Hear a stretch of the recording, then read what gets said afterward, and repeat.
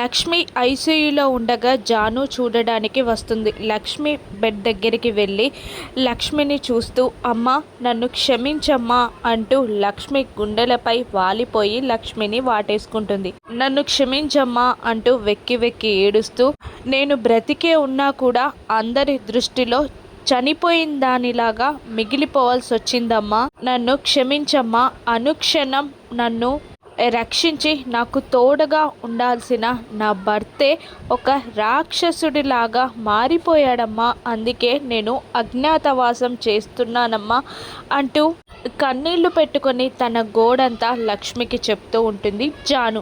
ఆ మాటలన్నీ వింటున్న లక్ష్మి కళ్ళలో నుండి నీళ్లు కారుతూ ఉంటాయి. లక్ష్మి స్పృహలోకి వస్తుంది. ఇక ఉంటానమ్మా అంటూ వెళ్ళిపోతున్న జాను చేయిని లక్ష్మి పట్టుకుంటుంది. కానీ బలహీనంగా ఉండడంతో ఆ పట్టు జానుకి తెలీదు. పైగా జై చూస్తాడేమో అని టెన్షన్లో ఉండడంతో లక్ష్మి స్పృహలోకి వచ్చిన విషయం కూడా జాను పట్టించుకోదు. వెళ్ళిపోతున్న జానుని పిలవడానికి లక్ష్మి ట్రై చేసినా కూడా యూజ్ ఉండదు. అప్పటికే లక్ష్మి దగ్గర ఎవరో ఉన్నారని తెలుసుకున్న జై జానుని వెతుక్కుంటూ వస్తూ ఉంటాడు. జాను అక్కడికి రావడం, లక్ష్మి దగ్గర నుండి వెళ్తున్న జానుని జై చూసేస్తాడు.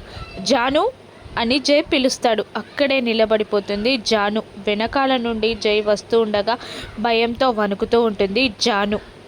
జాను దగ్గరికి వచ్చి తన తలకున్న ముసుగుని చూస్తూ ఒక్కసారి నీ ఫేస్ చూపించు జాను అని అడుగుతూ ఉంటాడు జై.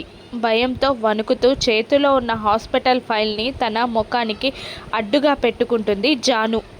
జై జాను ముఖాన్ని చూసేస్తాడా? మళ్ళీ బందీ అవనుందా జాను? తప్పించుకుంటుందా? రాను ఎపిసోడ్స్లో చూద్దాం. Thank you for watching.